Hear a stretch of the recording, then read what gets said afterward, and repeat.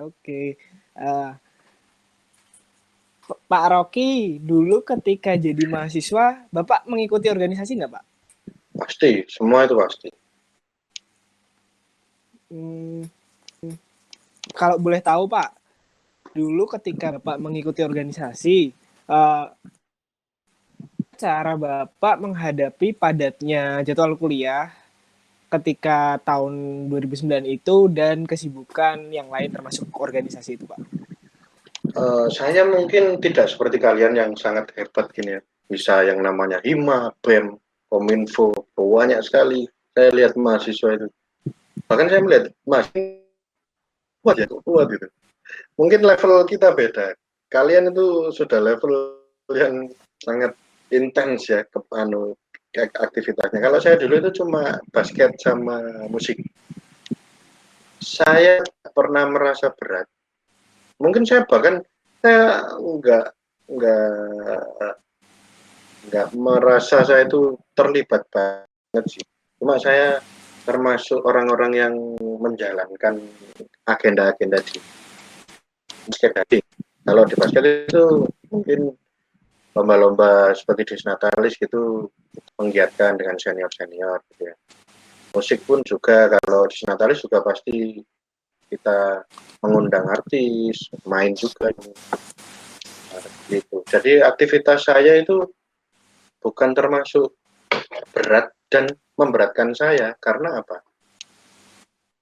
Karena pertama karena nggak terlalu berat, emang ringan aja sih, cuma menyiapkan peralatan aja, menyiapkan lapangan, menyiapkan panggung gitu aja. Kalau masalah berat atau enggak, saya enggak merasa berat karena senang. Kuliah pun harus senang, organisasi harus senang. Jadi semuanya terasa berat, terasa ringan kalau kita memang senang di sana. Ya seperti itu. Ya, berarti cara memanage waktu antara kuliah dan kegiatan yang lain itu tergantung diri sendiri ya Pak ya. Selama kitanya menghadapi itu dengan senang hati dan dengan uh, kontribusi yang tulus, mungkin itu nggak akan menjadi suatu beban untuk kita sendiri. Ya, itu. Jadi masalah memanage waktu itu, tapi jangan lupa ya, kalian tuh kuliah, bukan berorganisasi. Maksudnya tugas utama poin pertama adalah kuliah. Kedua adalah tambahan. Tambahannya apa? Organisasi. Tapi ingat, ada poin-poin di atas itu harusnya kan kalian tahu mana yang harus diprioritaskan, tapi juga kedua sisi tersebut emang sangat penting. Kebanyakan mahasiswa itu akan menyesal di akhir karena tidak berorganisasi. Kalau kuliah nggak akan pernah menyesal karena apa? Semua mahasiswa pasti kuliah. Semua mahasiswa itu pasti kuliah, tapi berorganisasi belum pasti karena terkadang ada mahasiswa itu berpikir gini, aku udah capek kuliah, aku nggak sempat organisasi gitu ada. Padahal orang itu nggak hanya butuh kuliah aja, ilmu itu nggak cukup karena kita hidup di dunia ini tuh ya perlu hard dan soft skill. Jadi relasi itu penting, relasi dan etos kerja itu bisa dibangun di organisasi. Nah, seperti itu. Ya, betul teman-teman. Kalian tetap istilahnya diperbolehkan untuk berorganisasi dan disarankan untuk berorganisasi ketika kalian kuliah. Cuman jangan lupa skala prioritas kalian yang pertama adalah kuliah. Jangan sampai organisasi kalian mengganggu kuliah kalian. Karena tujuan kalian masuk ke PPNS terutama di prodi WE ini adalah kuliah dan menyelesaikan kuliah lalu membanggakan kedua orang tua kalian. Gitu. Tadi kita udah ngobrol masalah organisasi, manage waktu. Nah, Pak Rocky, dulu ketika Pak Rocky jadi mahasiswa, ketika Bapak memiliki waktu senggang, apa yang Bapak tersebut? Cuman dulu Pak, ini sedikit Uh, aja, cerita nggak apa-apa. Cuman dulu Pak, uh, ini sedikit aja, cerita nggak apa-apa. ini berhubungan dengan pertanyaan sebelumnya, yaitu tentang memanage waktu dan kesibukan ya. Kalau tadi kan kesibukan, kalau sekarang kan berarti kengangguran. Karena kan waktu luang kan berarti nganggur. Kalau saya jujur, kuliah itu nggak terlalu padat. Mungkin berbeda dengan sekarang. Kalau dulu kuliah itu menurut saya nggak terlalu padat karena menganut mata paket ya. Jadi menganut sistem paket untuk mata kuliahnya. Jadi dulu kami tuh sebagai mahasiswa nggak terlalu bingung karena apa? Ya sudah ada paketnya, tinggal kuliah aja. Nah, itu menurut saya waktu zaman dulu itu nggak padat, benar-benar nggak padat. Kita cuma kuliah jam 7, pasti ya, pasti jam 7. Pulangnya ada beberapa opsi dulu. Ada yang waktu zuhur sudah pulang, ada yang jam 3 sudah pulang, ada yang jam 4 sudah pulang. Kalau selebihnya tidak mungkin. Dulu pulang malam itu tidak ada, kuliah malam tidak ada. Nah, jadi untuk kesibukan, kebanyakan kesibukan itu di kampus. Nah, itu pun nggak seminggu. Pulang-pulang jam-jam segitu itu nggak seminggu full. Jadi ada 3 hari pulang sore, ada beberapa hari pulang siang. Nah, itu adalah masa-masa yang harus saya manfaatkan selaku mahasiswa yang biasa saja saya dulu. Jadi dulu saya itu ya meskipun dapat beasiswa ya dari Astra dan Toyota dulu ya. Dulu masih banyak beasiswa, saya alhamdulillah dapat Astra dan Toyota itu, jadi lebih sedikit banyak terbantu. Untuk saya sih ya, kebutuhan saya itu cuma 2 sebenarnya, makan sama kos. Mungkin untuk makan saya dari orang tua sudah cukup. Nah, permasalahannya ini di kos. Mungkin sekalian sekarang nggak terlalu merasakan karena maba pasti di rumah sekarang. Kalau saya dulu full S2 S1 itu 6 tahun itu di Surabaya. Jadi untuk kos itu juga perlu ya. Jadi saya manfaatkan kelonggaran saya itu untuk jualan. Saya kan dulu ini ya gini-gini kan saya anak motor dulu ya. Dulu saya pakai motor Kawasaki itu ada komunitasnya. Jadi saya kumpul banyak orang, saya punya banyak relasi. Meskipun anak muda juga ada beberapa orang yang jauh di atas umur saya itu punya request tentang spare part. Entah itu di Surabaya atau di Jombang. Kebanyakan sih di Jombang karena apa? Orang Surabaya kan gampang, tinggal beli aja di Surabaya. Kan belum ada online. Masih masih notok itu paling OLX. Belum ada Shopee belum ada. Jadi orang Jombang itu kan Rob, itu dong gini-gini stabilizer gini-gini. Nah, itu bisa lah buat pendapatan sampingan saya. Jadi menurut saya organisasi itu nggak hanya bisa di dalam kampus, di luar juga kan bisa. Seperti yang saya lakukan tadi, berorganisasi di klub-klub gitu. Nah, itu sih kesibukan saya. Kalau kesenggangan saya, ya kesibukan saya. Kesenggangan dan kesibukan jadi satu. Ya, jadi lebih tepatnya sih jangan bergaul itu enggak perlu dibatasi. Yang dibatasi adalah mana yang buruk dan mana yang baik. Kalau masalah orang-orangnya enggak perlu dibatasi. Entah siapapun itu, mulai dari bawah sampai atas itu jangan dibatasi. Itulah esensi dari kita berorganisasi dan bersosialisasi dengan orang banyak. Tapi ingat, jangan ya kalau kalian di luar punya kesibukan ya harus diimbangi dengan internnya, yaitu teman kuliah. Jadi mungkin teman kuliah mengadakan futsal, nongki bareng, nongkrong bareng, itu ya harus kalian imbangi. Jadi kalian hubungan dengan siapapun itu diimbangi. Entah intern atau ekstern juga harus ya menjalin hubungan yang baik seperti itu. Ya, betul. Tadi kita udah ngobrol masalah waktu senggang. Kita balik lagi nih Pak, masalah flashback ke Bapak dulu mahasiswa. Perbedaan dari ketika dulu Bapak menjadi mahasiswa dengan mahasiswa sekarang itu apa sih Pak? Perbedaan yang mencolok. Nah, berarti saya ini membandingkan saya dan mahasiswa saya ceritanya. Ya, Ya ya kan hampir seperti waktu itu sih Pak. Cuman saya kita lebih mahasiswa. ngambilnya ke generalnya aja. Nah, Perbedaannya apa? kalau secara kuliah, mahasiswa sekarang itu lebih pinter karena Google. Sekarang itu mahasiswa itu pinter. Dulu waktu saya ditanya ya, "Hey Rocky, nggak apa gitu." gitu. Rocky, apa diagram CCT atau diagram, oh jangan diagram terlalu jauh ya. Mungkin Keliling. ini apa acceptance kriteria untuk rounded defect sama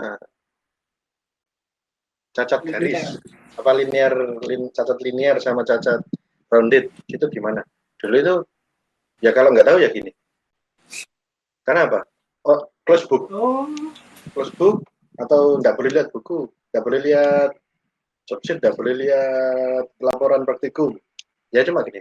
Terus nyenggol temennya gini. Ya gitu. Atau bahasa planet gitu. gimana? Terus dimarahi dosennya. Kalau sekarang enggak. Sekarang simple. Tasnya taruh depan, di balik tasnya ada begini. Oh, rounded itu. Ya gitu. Sok-sok jawab gitu. Padahal ya gitu, bedanya gitu. Jadi sekarang itu eh, sangat mudah semuanya. Sangat mudah. Dulu itu dulu itu internet mungkin sudah ada. HP dulu maksimal HP itu zaman saya dulu E63 Nokia. Kalau Samsung itu Samsung Corby. Kalau kalau di pertengahan kuliah kan BlackBerry Onyx 2 dulu. Kalau sekarang kan sudah iPhone ya, iPhone sama Samsung Galaxy Note berapa gitu. Itu dulu sama sekarang sama. Cuma perbedaannya di spek HP sama WiFi. Dulu di PPNS tanda kutip ya ada WiFi-nya tapi belum aksesnya. Akses itu susah sekali karena free untuk mahasiswa tapi yang namanya free jalur selamat gitu kan. Dulu itu. Kalau sekarang free tapi selamat. Nah, sekarang itu saya lihat itu cepat sekali WiFi itu.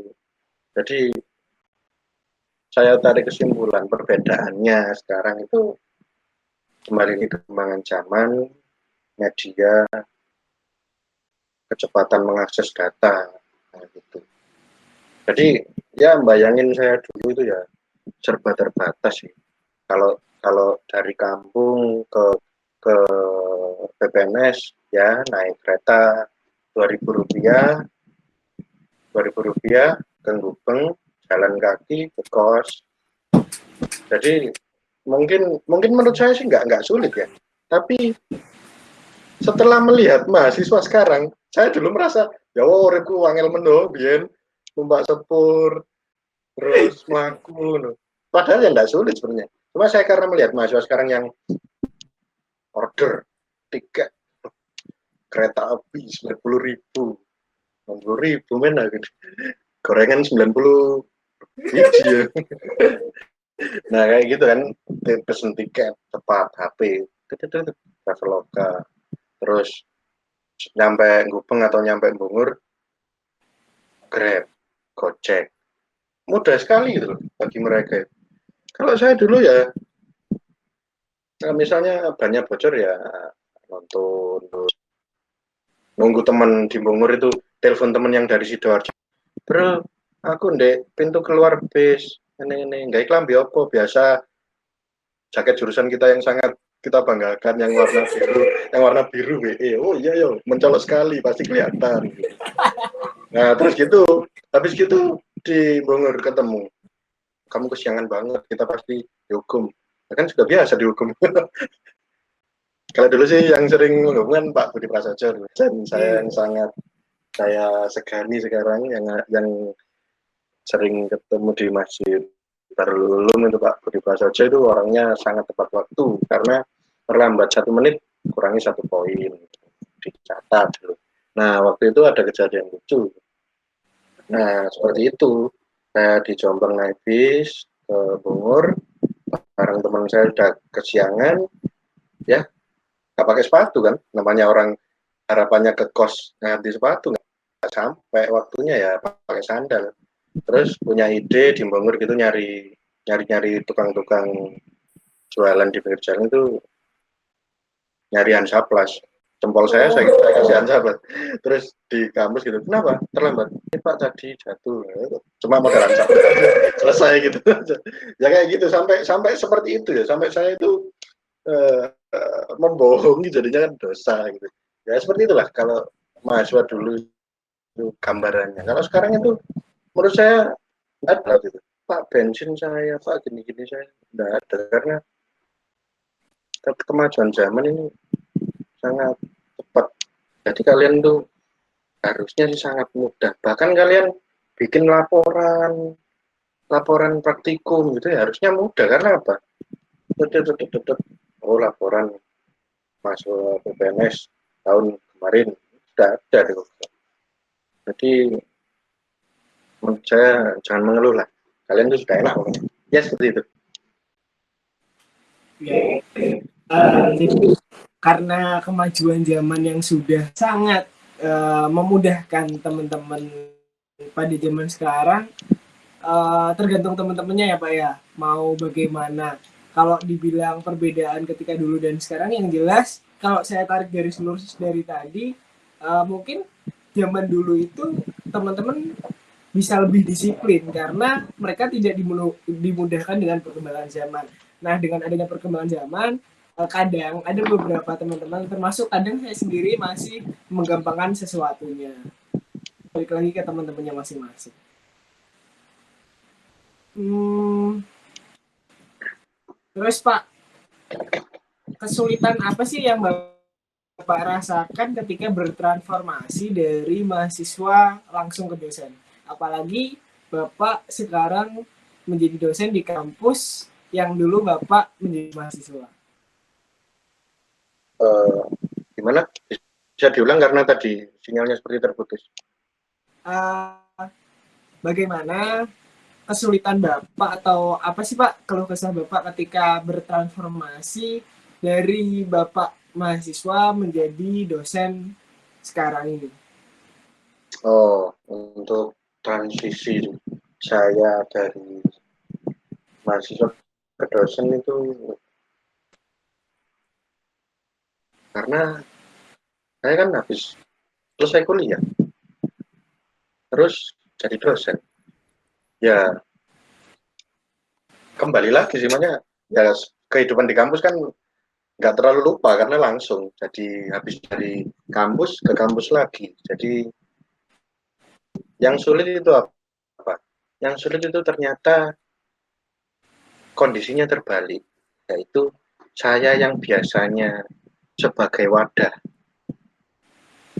yang siap menerima air dari ceret saya sekarang jadi ceretnya ternyata mahasiswa itu lebih mudah harusnya jadi kan biasanya gini enak bapak dosen bikin soal tok kita yang ngerjain kamu yang bikin persoalan aku yang jawab gitu kan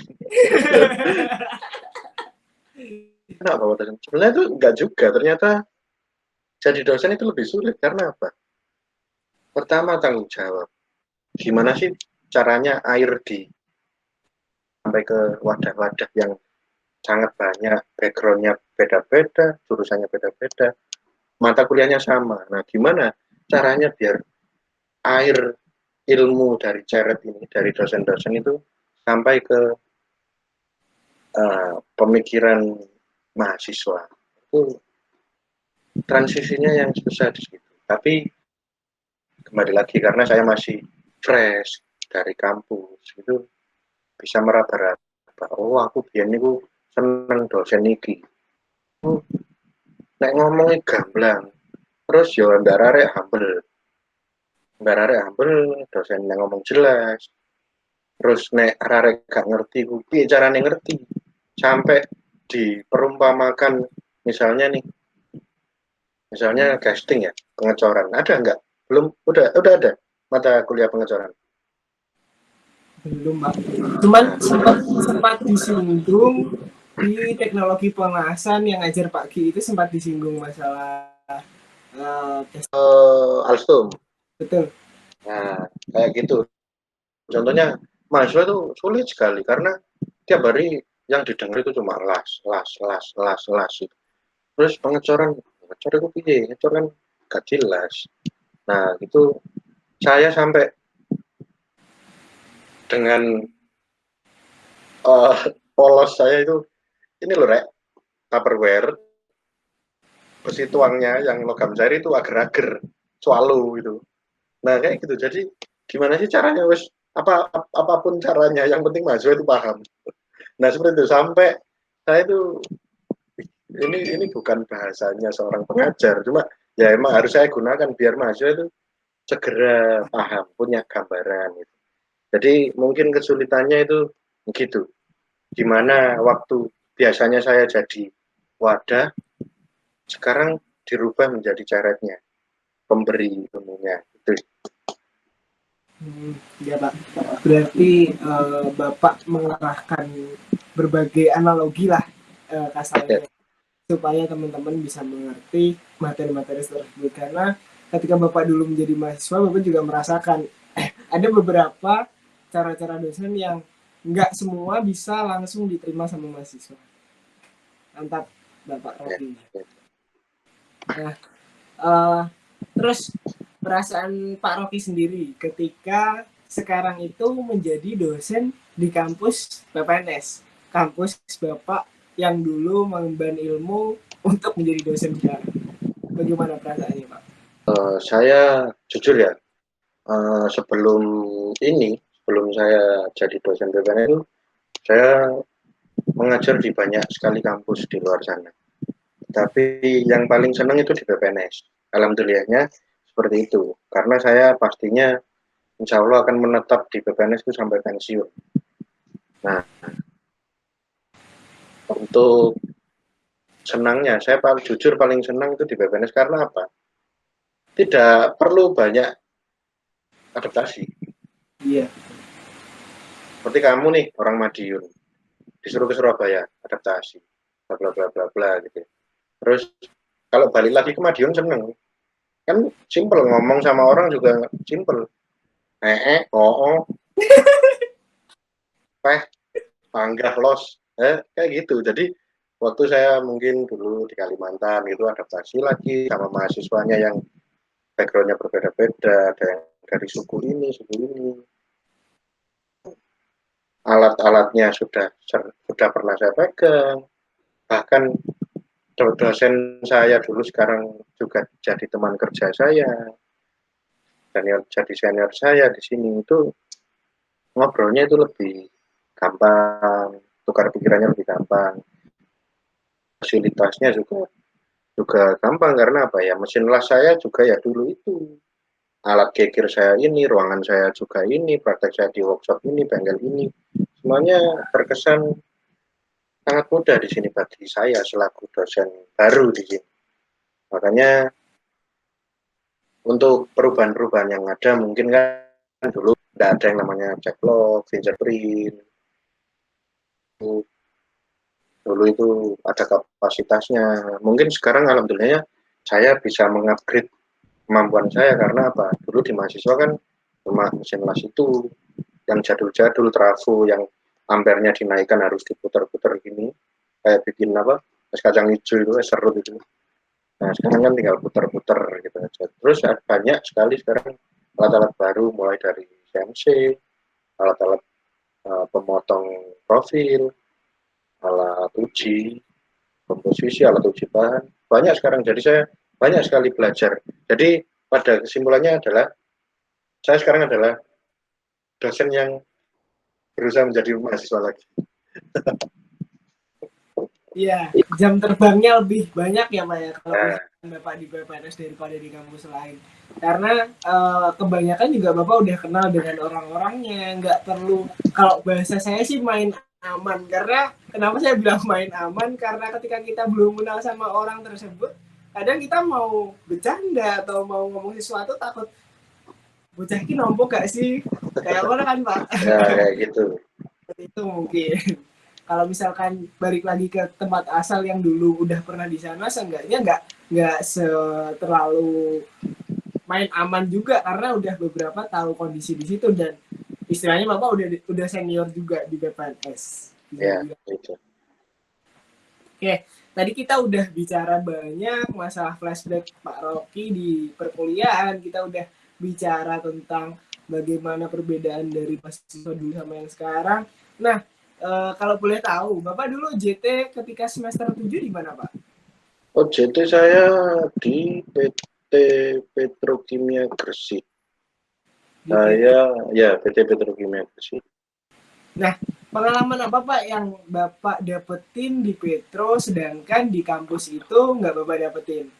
Terus pelajaran-pelajaran apa ketika OJT yang bisa Bapak sedikit ceritakan untuk teman-teman yang akan melaksanakan OJT, termasuk saya pribadi kan sekarang masuk semester 5, akan lanjut ke semester 6, nanti di semester 7 saya dan teman-teman angkatan 2018 juga akan melanjutkan ke tingkat OJT tersebut. OJT itu bukan masalah ilmu atau apa. Kalau saya sih lebih condong ke etos kerja, cara kita kerja. Karena apa? Mungkin sekarang kan kalian masih dalam fase pendidikan, belajar. Mulai dari SMA sampai kuliah juga bayangan kalian itu nilai bagus, dapat kampus bagus. IPK bagus, dapat kerja bagus juga. Jadi jangan berpikir kalau kerja itu, OJT kan adalah simulasi kita kerja. Nah, gambaran kecil kita kerja.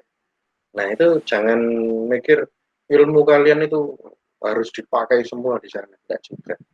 Itu terbukti waktu saya di Petro. Petrokimia itu saya alhamdulillah dapat tempat yang seksi yang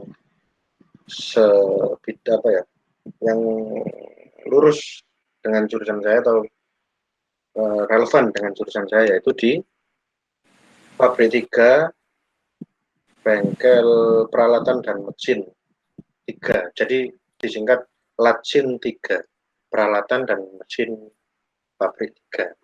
Nah, itu saya di sana sebenarnya saya mikirnya kalau di perusahaan atau di BUMN gitu, saya mikirnya ini orang-orang hebat, pasti nanti ngomongin diagram pendinginan, terus makanya langsung ngomongin ini karbonnya 8%, kalau kita heat treatment nanti suhu di atas holding pendinginan lambat. Ternyata ya enggak juga sebenarnya.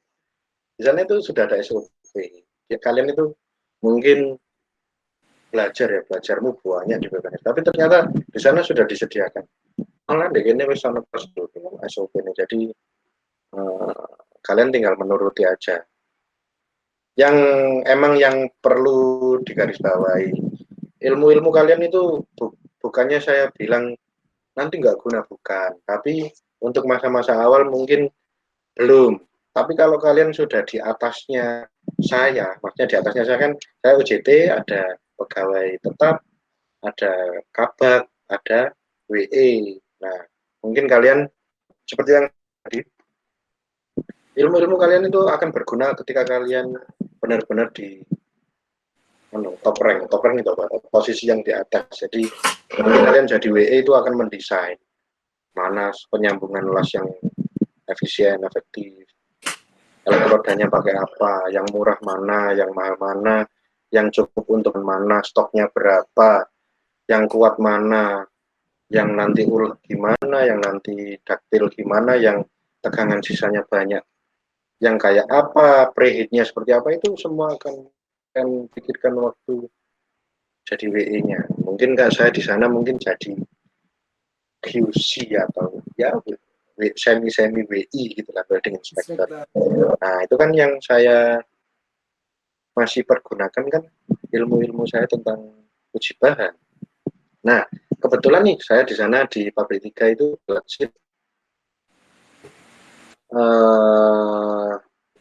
sedang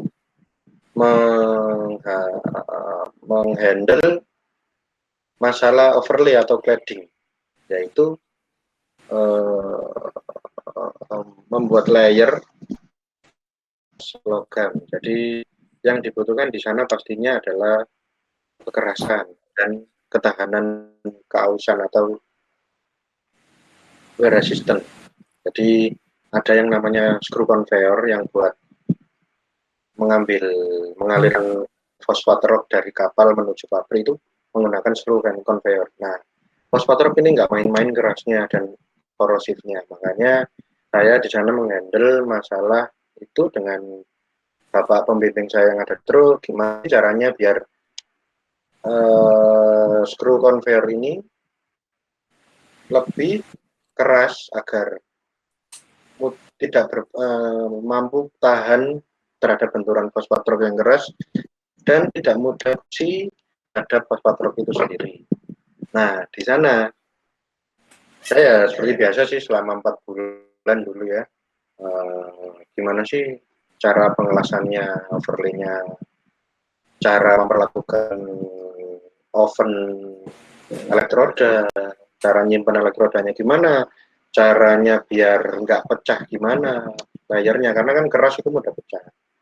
Terus, nah seperti itu, sehingga akhirnya bisa saya gunakan untuk tugas akhir saya. Terus selain itu juga kembali lagi saya ingatkan bahwa di sana itu yang perlu kalian pikirkan itu tidak hanya tentang kuliahnya, maksudnya cari ilmu di sana itu nggak melulu di sana, karena saya yakin kalian tuh mahasiswa-mahasiswa yang pinter, yang fasilitasnya lengkap, dosen-dosennya hebat, dan sekarang pun tempat UJT pun pasti berbeda dengan zaman dulu, pasti punya metode gimana caranya agar peserta UJT-nya itu dapat transfer ilmu yang baik, dapat fasilitas yang baik. Nah, yang saya titik beratkan adalah etos kerja. Ada kalanya pabrik OJT itu nggak peduli kalian tuh mau ngapain. Kalian tuh mau kerja atau enggak terserah kalian. Kalian mau ke bengkel atau enggak terserah kalian. Kalian masuk atau enggak kan terserah kalian. Dia kan nggak ada urusannya sebenarnya. Tanggung jawab dia adalah gimana safety kalian di pabrik itu baik, kalian selamat, kalian dapat fasilitas yang cukup. Tapi masalah itu kayak absen atau inisiatif kalian menggali ilmu di sana itu bukan tanggung jawab besar mereka, itu tanggung jawab kalian sendiri. Misal nih kalian, kalau saya, loh Pak Rocky kok bisa ngomong fosfat rock di pabrik 3 nggak ada, paling cuma orang ngelas sama bubut. Nah itu adalah inisiatif saya ke gudang fosfat rock. Saya jalan-jalan ke sana sambil pakai helm safety, bareback gitu. Saya lihat, Pak ini apa hijau-hijau ini? Oh itu anu mas, apa daun ayu gitu. Daun ayu. Bukan, itu fosfat rock. Masa kayak gitu cendol. Ini fosfat rock mas gitu. Terus, oh ini gimana Pak? Kamu dari pabrik berapa? Pabrik 3. Oh loh, ini buat screw conveyor-nya pabrik 3. Walah ini lah Pak. Nah itu beberapa teman saya juga nggak tahu yang namanya fosfat rock itu seperti apa. Contohnya lagi, ada di Petro itu ada tangki H2SO4, air keras. Kalau cuma gitu aja, sekedar masuk ruangan, buka laptop, bla gitu, googling data, itu ya nggak cukup. Kalian tuh harus tahu mana sih yang namanya tangki buat H2SO4 itu mana. Ternyata tangkinya dari stainless. Terus ada kebocoran itu, pengamanannya gini, orangnya harus pakai baju khusus, baju anti korosi, gini-gini. Ada lagi, saya jalan-jalan itu ketemu yang namanya semen retarder, produk sampingan dari pupuk petrokimia yang digunakan oleh pihak Semen Gresik untuk campuran bahan bakunya. Nah kayak gitu kalau kalian nggak jalan sendiri atau minta bantuan ke orang-orang pabrik OJT kalian, Pak saya pengen tahu ini Pak, ini itu namanya inisiatif kita. Tanpa itu kalian ya cuma berkutat di judul TA kalian aja yang mau kalian TA kan. Ya seperti itulah. Jadi intinya kalau di OJT itu etos kerja, kedisiplinan, inisiatif kalian menggali ilmu, terus ini lebih utamanya sih safety. Oke, berarti emang tergantung inisiatifnya masing-masing ya Pak, karena OJT itu bukan hanya sekedar menyelesaikan serangkaian perkuliahan semester 7, tidak hanya sekedar mengisi SKS, cuman bagaimana tentang etos kerja kalau dari Bapak Rob.